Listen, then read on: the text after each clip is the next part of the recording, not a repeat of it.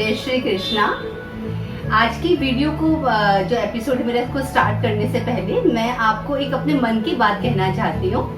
वो ये कि इन वीडियोस को सिर्फ मैं इसलिए बना रही हूँ क्योंकि मैंने श्रीमद् भागवतम पढ़ी और इसको बहुत ही अच्छा जाना, बहुत इससे मन लगा इसको पढ़ के।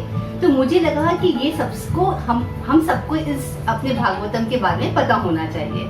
तो और दूसरा ये कि मैं जब ये वीडियोस बनाती हूँ तो मुझे बहुत मेहनत लगती है। इन स्टोरीज को मैंने लिखा तो है, मगर लिखने के बाद भी मुझे इनको समझना और आप तक पहुँचना आने में काफी एफर्ट्स डालने पड़ते हैं। तो मेरी आपसे रिक्वेस्ट है कि आप लोग मेरी वीडियोस को पूरा सुना करिए और अगर आपको वर्थ लगे इसको लाइक करा करिए। तो आज मैं आपको हम आगे कंटिन्यू करते हैं। आज मैं आपको जो मैंने आपको स्वयंभू मनु शत्रुपा की एक बेटी के बारे में बताया था, देवहूति। उनका विवाह मैंने आपको बताया था, उनका विवाह कर्दम जी से हुआ था। आपको अगर याद होगा तो मैंने बताया था कि उनकी 9 बेटियां थी और उनकी 9 बेटियों का विवाह सभी ऋषि मुनियों से हुआ था और वो ऋषि मुनि जो थे वो ब्रह्मा जी के ही पुत्र थे। उनका जो देवहूति और कर्दम जी थे उनकी एक पुत्र भी हुआ था जो कपिल भगवान थे। कपिल भगवान विष्णु भगवान के अवतारों में उनका अवतार 6 नंबर पर आता है। तो ये जो कर्दम जी थे इनके बारे में ये बात प्रचलित है कि एक बार ब्रह्मा जी ने इन कर्दम जी को संतान उत्पत्ति के लिए कहा तो कर्दम जी ने 10,000 वर्ष तक सरस्वती नदी के तट पर तपस्या करी थी। उसी समय उनका विवाह देवहूति जी से हुआ था।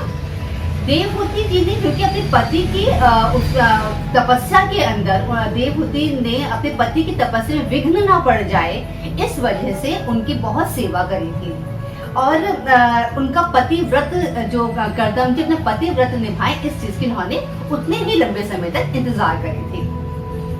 तब कर्दम जी ने उन पर प्रसन्न होकर एक बहुत बड़ा और एक बहुत सुंदर विमान बनवाया था और जो संपूर्ण कहा जाता है कि वो विमान इतना बड़ा था कि उसमें संपूर्ण सामग्रियों और आवश्यक चीजों से वो पूरा सुसज्जित था। कहा जाता है कि उस समय कई वर्षों की इंतजार की वजह से देवहूति जो थी वो काफी मैली कुचैली हो गई थी। तब फिर से उन्होंने नए तरीके से अपनी साजो सज्जा करी और फिर उस विमान पर कर्दम जी के साथ उन्होंने विहार करा। उसी समय वहाँ पर फिर कपिल जी का जन्म हुआ था। कर्दम जी और देवहूति जी के कपिल जी ने जन्म लिया बालक के रूप में। उस समय कर्दम जी को बहुत प्रसन्नता हुई क्योंकि कर्दम जी की अनेकों वर्षों की तपस्या से प्रसन्न होकर श्री हरि ने ही उनके घर में जन्म लिया था। तब स्वयं ब्रह्मा जी ने ही कर्दम जी को बताया था कि उनके पुत्र कपिल नाम से विख्यात होंगे, वह पृथ्वी पर स्वच्छंद विचरण करेंगे। कुछ सालों के बाद, कुछ समय बीतने के बाद कपिल जी ने ही अपने पिता कर्दम जी को मोक्ष प्राप्ति का मार्ग दिखाया था और उस समय कर्दम जी अपने प्राणों का संयम करते हुए भगवान में लीन हो गए थे। फिर कपिल जी बिंदुसर तीर्थ में रहने लगे। उस समय माता देवहूति के कई प्रश्नों का उत्तर कपिल जी ने दिया था। उन्होंने कहा कि इस जीव के बंधन और मोक्ष का कारण यह हमारा मन ही है। विश्व में आसक्त होने पर यह बंधन का हेतु हो जाता है और परमात्मा में अनुरक्त होने पर वही मोक्ष का कारण भी बन जाता है। मतलब हर मोक्ष का कारण कहें या फिर हमको बंधन में डालने का कारण, दोनों कारण हमारा मन ही होता है।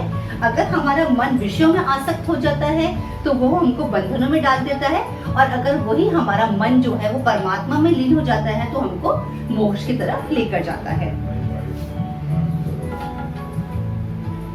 जिस प्रकार जल अपने स्वाभाविक रूप में अत्यंत शांत होता है, उसी प्रकार चित्त भी अपने वास्तविक अवस्था में शांत होता है। मतलब जैसे जल की अवस्था बताई गई है, जल अपने वास्तविक अवस्था में उसमें उतार चढ़ाव नहीं, वो शांत होता है जल। ऐसे जो हमारा चित्त है ये भी इसकी जो वास्तविक अवस्था है वो शांत रहने की है, हमारे चित्त की अवस्था। किंतु जब उसमें अहंकार उत्पन्न होता है उसी से मन, इंद्रियों व पंचभूतों की उत्पत्ति होती है।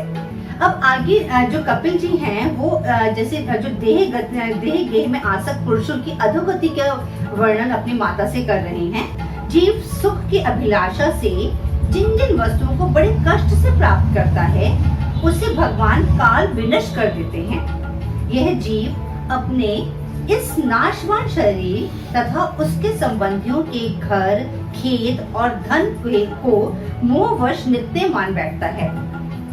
इस संसार में यह जीव जिस जिस योनि में जन्म लेता है उसी में आनंद मनाने लगता है और उससे विरक्त नहीं होता। वह कर्मवश नारकी योनि में जन्म लेने पर भी वहाँ की विष्ठा आदि भोगों में ही सुख मानने के कारण उसे भी छोड़ना नहीं चाहता। वह मूर्ख अपने शरीर, स्त्री, पुत्र, गृह, पशु, धन और संबंधियों में अत्यंत आसक्त होकर उनके लिए अनेक प्रकार के मनोरथ करता हुआ अपने को बड़ा भाग्यशाली समझता है। वह मूढ़ इन्हीं के लिए तरह तरह के पाप भी करता है। यदि वह किसी दुख का हल भी कर देता है तो उसे वह सुख मान लेता है। जहाँ तहाँ से भयंकर हिंसा वृत्ति के द्वारा धन संचय कर वह घर का पोषण करता है। बार बार प्रयत्न करने पर भी जब उसकी जीविका नहीं चलती तो वह लोभवश दूसरों के धन की इच्छा करने लगता है। फिर भी यदि उसका काम नहीं बनता तो वह कुटुंब के भरण पोषण में असमर्थ हो जाता है और चिंतातुर होकर लंबी लंबी सांसें लेने लगता है। इसे अपने पालन पोषण में असमर्थ देखकर कोई उसका आदर नहीं करता। जैसे कृपण इंसान बूढ़े बैल की उपेक्षा कर देते हैं, जिन्हें उसने स्वयं पाला था, वे ही अब उसका पालन करते हैं। वृद्धावस्था के कारण उसका रूप बिगड़ जाता है, शरीर रोगी हो जाता है, अग्नि मंद पड़ जाती है, भोजन कम हो जाता है। मृत्यु का समय निकट आने पर वायु उत्क्रमण से उसकी पुतलियां चढ़ जाती हैं। श्वास प्रश्वास की नलियाएं कफ से रुक जाती हैं। खांसने और सांस लेने में भी उसे बहुत कष्ट होने लगता है तथा कफ बढ़ जाने के कारण गले में गुड़गुड़ाहट होने लगती है। यह अपने शोतातुर बंधु बांधवों से घिरा हुआ पड़ा रहता है और अत्यंत वेदना से अचेत होकर मृत्यु को प्राप्त होता है। इस प्रकार उसे लेने के लिए अति भयंकर और रोष युक्त नेत्रों वाले 2 यमदूत आते हैं। उन्हें देखकर वह भय के कारण मल मूत्र कर देता है। वे यमदूत उसे यातना देह में डाल देते हैं और गले में रस्सी बांधकर यमलोक की लंबी यात्रा पर ले जाते हैं। उनकी धुड़कियों से उसका हृदय फटने लगता है और शरीर कांपने लगता है। मार्ग में उससे कुत्ते नोचते हैं। उस समय अपने पापों को याद करके वह व्याकुल हो उठता है। भूख प्यास उसे बेचैन कर देती है और दवानल और लूओं से वह तप जाता है। जब उसमें एक पग आगे बढ़ने की भी शक्ति नहीं रहती, तब यमदूत उसकी पीठ पर कोड़े बरसाते हैं। तब बड़े कष्ट से उसे चलना ही पड़ता है। वह जहाँ तहाँ थक कर गिर जाता है, मूर्छा आ जाती है, चेतना आने पर फिर उठ जाता है। यमलोक का मार्ग 99,000 योजन है। इतने लंबे मार्ग को 2-3 मुहूर्त में तय करके वह नरक में तरह तरह की यातनाएं भोगता है। वहाँ उसके शरीर को धधकती लकड़ियों आदि के बीच में डालकर जलाया जाता है। उसे काट काट कर उसका ही मांस खिलाया जाता है। गिद्धों और वह कुत्तों द्वारा जीते जी उसकी आंतें खींची जाती हैं। सांप, बिच्छू आदि से शरीर को पीड़ा पहुंचाई जाती है। शरीर को काटकर टुकड़े टुकड़े किए जाते हैं। हाथियों से कुचलवाया जाता है। पर्वत शिखरों से गिराया जाता है। इस प्रकार अनेक कष्ट भोगकर अपने कुटुंब का पालन करने वाला अथवा केवल अपना ही पेट भरने वाला पुरुष मरने के बाद अपने पापों का ऐसा फल भोगता है। अपने इस शरीर को यहीं छोड़कर प्राणियों से द्रोह करके एकत्रित हुए पापों को साथ लेकर वह अकेला ही नरक को जाता है। जो पुरुष नारी पाप की कमाई से ही अपने परिवार का पालन करता है, वह अंततामिश्र नरक में जाता है। मनुष्य जन्म मिलने से पूर्व जितनी भी यातनाएं हैं तथा शूकर, कुकर आदि योनियों में जितने कष्ट हैं, उन सबको क्रम से भोगकर शुद्ध हो जाने के बाद फिर मनुष्य योनि में जन्म लेता है। तो इस प्रकार उन्होंने बताया है कि कैसे इंसान जो है जीते जीवन अपना बुरे कर्म करता है, तब वह यह नहीं सोचता कि इन कर्मों को करने से उसको बाद में इसका क्या फल मिलेगा। और मृत्यु के बाद जिन लोगों के लिए इस पृथ्वी पर उसने ऐसे कर्म करे, मृत्यु होने के बाद उसको वो सब चीजें यहीं छोड़कर जानी होती है और अपने कर्मों के साथ उसको उनको फल भोगने के लिए मिलता है। इसके आगे कपिल जी देवहूति जी को बताते हैं, मनुष्य योनि को प्राप्त हुए जीव की गति का वो वर्णन करते हैं। कपिल जी देवहूति को बताते हैं, माता जी जब जीव को मनुष्य योनि में जन्म लेना होता है तो वह देह प्राप्ति के लिए स्त्री के गर्भ में प्रवेश करता है। अब इसके अंदर बताया गया है कि स्त्री के गर्भ में जो बच्चा होता है वो कैसे पनपता है और वो उसको क्या फीलिंग्स होती हैं। वहाँ वह एक रात्रि में स्त्री के रज में मिलकर एक रूप कलल बन जाता है, 5 रात्रि में बुद्ध रूप हो जाता है, 10 दिन में बेर के समान कुछ कठिन हो जाता है और उसके बाद मांसपेशी अथवा अंडज प्राणियों में अंडे के रूप में परिणत हो जाता है। 1 महीने में उसके सिर निकल आता है, 2 मास में हाथ पैर आदि अंगों का विभाग हो जाता है और 3 मास में नख, रोम, अस्थि, चर्म, स्त्री पुरुष के चिन्ह तथा अन्य छिद्र उत्पन्न हो जाते हैं। 4 मास में उसमें मांसादि 7 धातुएं पैदा हो जाती हैं। 5वें महीने में भूख प्यास लगने लगती है और 6ठे महीने में झिल्ली से लिपटकर वह दाहिने कोख में घूमने लगता है। उस समय माँ के अन्न जल आदि खाए हुए से सब धातुएं पुष्ट होने लगती हैं और वह कृमि आदि जंतुओं के उत्पत्ति स्थान उस जघन्य मलमूत्र में पड़ा रहता है। वह सुकुमार तो होता ही है, इसलिए जब वहाँ के भूखे कीड़े उसके अंग नोचते हैं तब वह क्षण क्षण में बेहोश हो जाता है। माता के तीखे, गरम, कड़वा, नमकीन, खट्टे, रूखे आदि पदार्थों के कारण उसके सारे शरीर में पीड़ा होने लगती है। वह जीव माता के गर्भाशय में झिल्ली से लिपटा और आंतों में घिरा रहता है। उसका सिर पेट की ओर और पीठ और गर्दन मुड़े रहते हैं। वह पिंजरे में बंद पक्षी की तरह अपने अंग हिलाने में भी असमर्थ होता है। इसी समय अदृष्ट की प्रेरणा से उसे स्मरण शक्ति प्राप्त होती है, तब तो उसे अपने सैकड़ों जन्म के कर्म याद आ जाते हैं और वह बेचैन हो उठता है।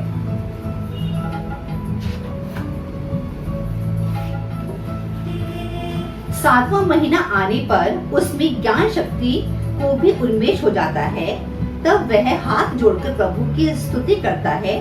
9वां महीना बीतने पर उसे प्रसव वायु नीचे की ओर धकेलती है।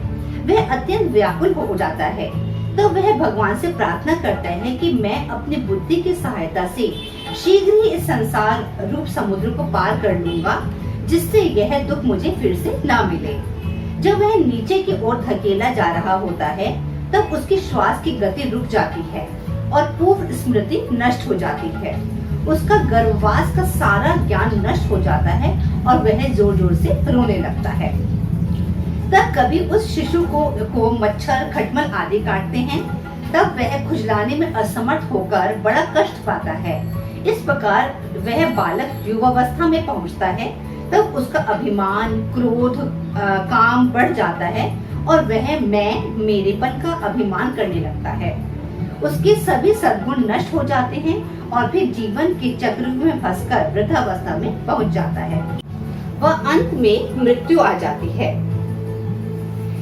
जिनका मन इस लोक में आसक्त है और जिनकी बुद्धि रजोगुण की अधिकता के कारण कुंठित रहती है, गर्भधान से लेकर अंत्येष्टि तक सब संस्कारों की विधि पूर्वक करने वाले ये सकाम कर्मी सूर्य से दक्षिण ओर के पितृयान या धूम मार्ग से अर्यमा के लोक में जाते हैं और फिर अपनी ही संतति के वंश में उत्पन्न होते हैं। पितृलोक के भोग भोगने पर जब उनके पुण्य क्षीण हो जाते हैं, तब देवता लोग उन्हें वहां के ऐश्वर्य से क्षीण कर देते हैं और फिर विवश होकर उन्हें इस लोक में गिरना पड़ता है। इसलिए भगवान की भक्ति ही एकमात्र रास्ता है जो हमें इन कलहों से बचा सकता है। भगवान कहते हैं, जो मुझ में चित्त लगाकर इस पाठ का श्रद्धा पूर्वक एक बार भी श्रवण करता है या कथन करता है, वह मेरे परम पद को प्राप्त होता है। जब महतत्व, अहंकार, पंचभूत ये 7 तत्व परस्पर मिल न सके, तब जगत के आदि कारण श्री नारायण ने काल, अदृष्ट और सात्विक गुणों से के सहित उसमें प्रवेश किया। मतलब जो सात्विक गुण हैं और जो काल है, इन सबके साथ भगवान ने उसके अंदर प्रवेश किया। फिर परमात्मा के प्रवेश से शुद्ध और आपस में मिले हुए उन तत्वों से एक अंड उत्पन्न हुआ। उस अंड से उस विराट पुरुष की अभिव्यक्ति हुई। मतलब यहाँ पर कपिल जी देवहूति जी को बता रहे हैं कि इस यूनिवर्स की उत्पत्ति कैसे हुई थी। इसी अंड के अंतर्गत श्री हरि के स्वरूप भूत 14 भुवनों का विस्तार है। यह चारों ओर से क्रमशः एक दूसरे से 10 गुने जल, अग्नि, वायु, आकाश, अहंकार और महतत्व इन 6 आवरणों से घिरा हुआ है। इन सब के बाहर 7वां आवरण प्रकृति का है। उस तेजोमय अंड से उठकर उस विराट पुरुष ने फिर उसमें प्रवेश किया और उसमें कई प्रकार के छिद्र किए। सबसे पहले उसमें मुंह प्रकट हुआ और वाक का अधिष्ठाता अग्नि उत्पन्न हुई। फिर नाक के छिद्र प्रकट हुए, उनसे प्राण सहित घ्राणेन्द्रियां उत्पन्न हुई। फिर घ्राण का अधिष्ठाता वायु उत्पन्न हुआ। फिर नेत्र गोलक प्रकट हुए, उससे चक्षु इंद्रिय प्रकट हुए, उनका अधिष्ठाता सूर्य प्रकट हुआ। फिर कानों के छिद्र व उसके श्रोत जो है उसके साधन वो उत्पन्न हुआ। फिर विराट पुरुष की त्वचा उत्पन्न हुई, उससे रोम, मुंह, मूछ, दाढ़ी तथा सिर के बाल प्रकट हुए। इसके पश्चात लिंग प्रकट हुआ, फिर गुदा और उसके बाद अपान वायु और उसके बाद मृत्यु देवता प्रकट हुआ। तदंतर हाथ प्रकट हुए, उससे बल और उसके बाद हस्तेंद्रिय का अभिमानी इंद्र उत्पन्न हुआ। फिर चरण प्रकट हुए, उससे गति उत्पन्न हुई। इसी प्रकार जब विराट पुरुष की नाड़ियां प्रकट हुई तो उससे रुधिर उत्पन्न हुआ और उससे नदियां उत्पन्न हुई। फिर उससे उदर प्रकट हुआ, उसके बाद हृदय प्रकट हुआ और मन का प्राकट्य हुआ। मन के बाद उसका अभिमानी देवता चंद्रमा हुआ। फिर हृदय से ही बुद्धि और उसका अभिमानी ब्रह्मा हुआ। तत्पश्चात अहंकार और उसके अनंतर उसका अभिमानी रुद्र देवता प्रकट हुए। इसके बाद चित्त और उसका अभिमानी क्षेत्रज्ञ प्रकट हुआ। मतलब वो यहाँ पर जो देवहूति ने प्रश्न किया था उनसे कि ये पूरा ब्रह्मांड की उत्पत्ति कैसे हुई और ये मन और अहंकार ये सब चीजें क्या हैं, तो वो सब कपिल जी अपनी माता को बता रही हैं। जब ये क्षेत्रज्ञ के अतिरिक्त सारे देवता उत्पन्न होकर भी विराट पुरुष को उठाने में असमर्थ रहे तो उसे उठाने के लिए क्रमशः फिर अपने अपने उत्पत्ति स्थानों में प्रवेश करने लगे। अग्नि ने वाणी के साथ मुख में प्रवेश किया, वायु ने घ्राणेन्द्रिय सहित नासा छिद्र में प्रवेश किया, सूर्य ने चक्षु सहित नेत्र में प्रवेश किया, दिशाओं ने श्रवेंद्रियों सहित कानों में प्रवेश किया, औषधियों ने रोमों के सहित त्वचा में प्रवेश किया, जल ने वीर्य के साथ लिंग में प्रवेश किया, मृत्यु ने अपान के साथ गुदा में प्रवेश किया, इंद्र ने बल के साथ हाथों में प्रवेश किया, विष्णु ने गति के सहित चरणों में प्रवेश किया, नदियों ने रुद्र के सहित नाड़ियों में प्रवेश किया, समुद्र ने उदर में प्रवेश किया, चंद्रमा ने मन सहित हृदय में प्रवेश किया, ब्रह्मा ने बुद्धि सहित हृदय में प्रवेश किया, रुद्र ने अहंकार सहित उसी हृदय में प्रवेश किया। किंतु यह सब होने के बाद भी विराट पुरुष नहीं उठे। किंतु जब चित्त के अधिष्ठाता क्षेत्रज्ञ ने चित्त के सहित हृदय में प्रवेश किया तब उसी समय विराट पुरुष जल से उठकर खड़े हो गए। जिस प्रकार लोक में प्राण, इंद्रिय, मन, बुद्धि आदि चित्त की अधिष्ठाता क्षेत्रज्ञ की सहायता के बिना सोए हुए प्राणी को अपने बल से नहीं उठा सके, उसी प्रकार विराट पुरुष को भी क्षेत्रज्ञ परमात्मा के बिना नहीं उठा सकते। अतः भक्ति, वैराग्य, चित्त की एकाग्रता से प्रकट हुए ज्ञान के द्वारा उस अंतरात्मा स्वरूप क्षेत्रज्ञ को इस शरीर में स्थित जानकर उनका चिंतन करना चाहिए।